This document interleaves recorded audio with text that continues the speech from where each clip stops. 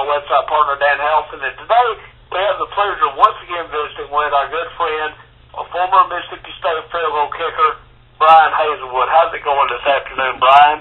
Going great, Nick. Thanks for having me on. I appreciate it, man. You're always accessible. We love having you on.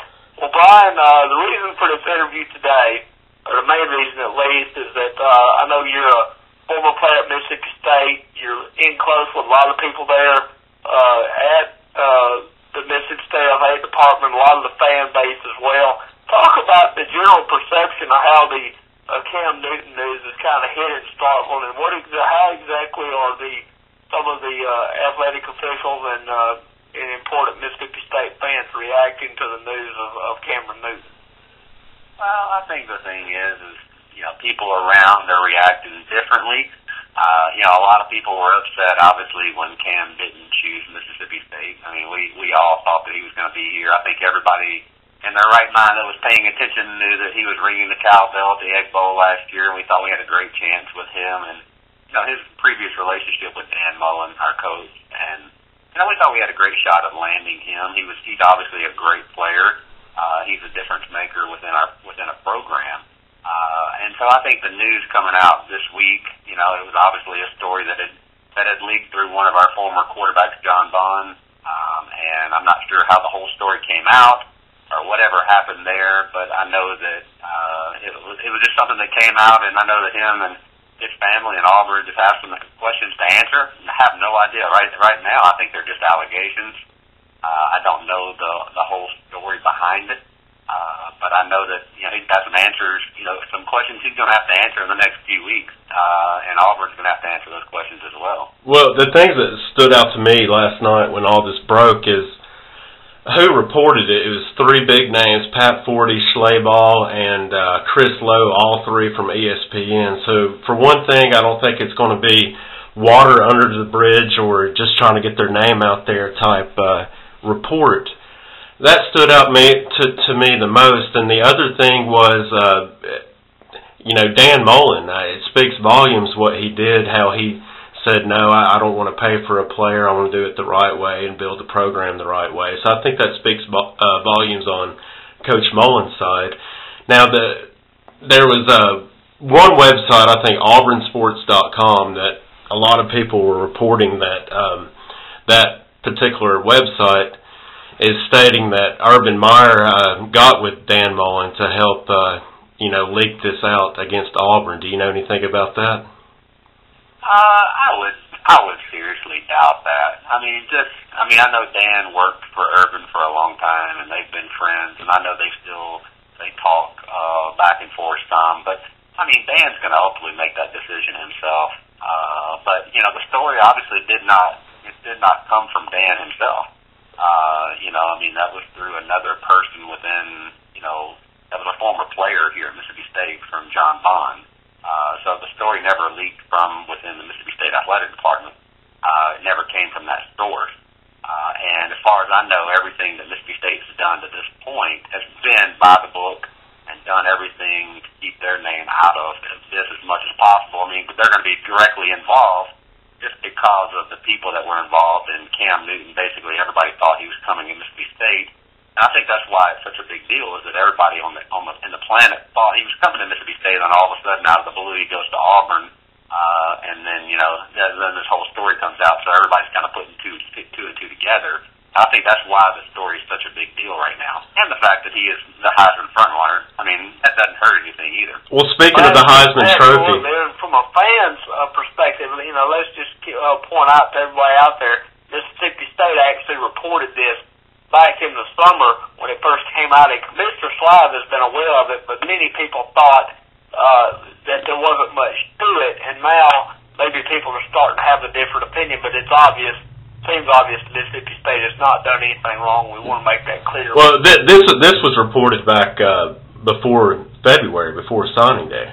Right. So Mississippi State supposedly had reported things there in the past, and they've had all the information for over a month now, as far as that I was told. That's what I'm trying to allude to is, Mississippi State has handled this in a class act way, and I think it speaks volumes once again for Dan Mullen. So I think if there's any wrongdoing, it's definitely on Auburn's side, because it's like you stated, he went to last year's Egg Bowl, had the cowbell, everybody thought he was going to reunite with Dan Mullen. So it just brings up a lot of question marks why he's doing what he's doing down on the plains in Auburn.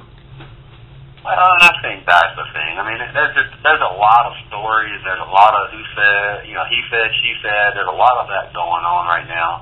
And there's a lot of, stuff that's not proven yet. I mean, a lot of that stuff's going to have to be proven. And, you never know with that kind of stuff. I mean, there's so much stuff, there's so many rules and so many bylaws that you have to abide by with the NCAA.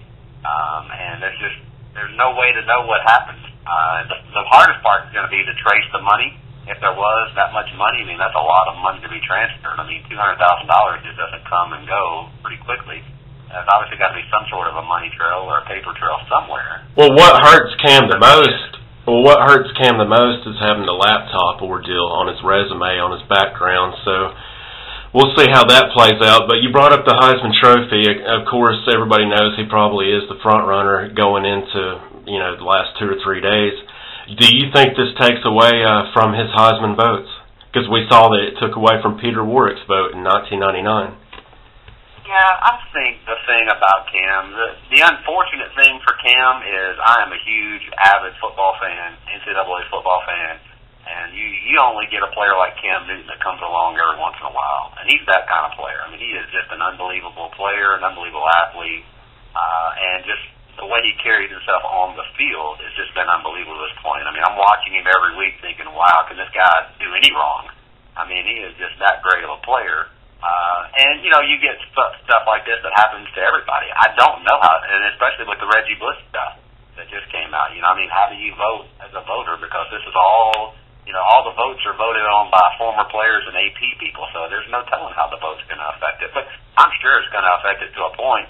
I think the more important thing is not going to be how it affects the vote for his Heisman. It's going to be how it affects the rest of his team and the rest of his performance throughout the year. Right. Well, they have a lot of games left to play, and they still got to play Alabama, and then they got an SEC championship game that's going to be against a very good South Carolina or a very good Florida team. I mean, there's 2 tough games left to play before they even get to talking about a national title. And all this stuff is just going to add to, what the things he's going to have to answer throughout the week. It's going to wear on him. It's going to make him tired. Well, one last question, Brian. Who do you think will play in Atlanta for the 2010 SEC championship game? I mean, I've said it from the beginning. I mean, my honest opinion is, Auburn is a one-man show right now. I mean, and Cam Newton has carried them to this point. Alabama obviously will come up with something to slow him down. Mississippi State came up with a great game plan in the second half. They made adjustments at halftime and shut him down in the second half and held him to no points in the second half, and had every chance in the world to win that game early on. And I think Alabama's a better team. I think overall, Alabama will win that game, and they'll be in the SEC championship game. I think they'll probably play Florida. I just think South Carolina's 1 year away from being that team. It's got a lot of great players, but I think Florida's starting to get their act together and figuring out what they're doing on offense. And ultimately, I think it'll be Alabama, and I think they'll be playing the national title game. I think they're that good of a team. They just have too many weapons on offense in the running game and the way they handle their stuff in that area. They've been there before. So I think that they're just too much.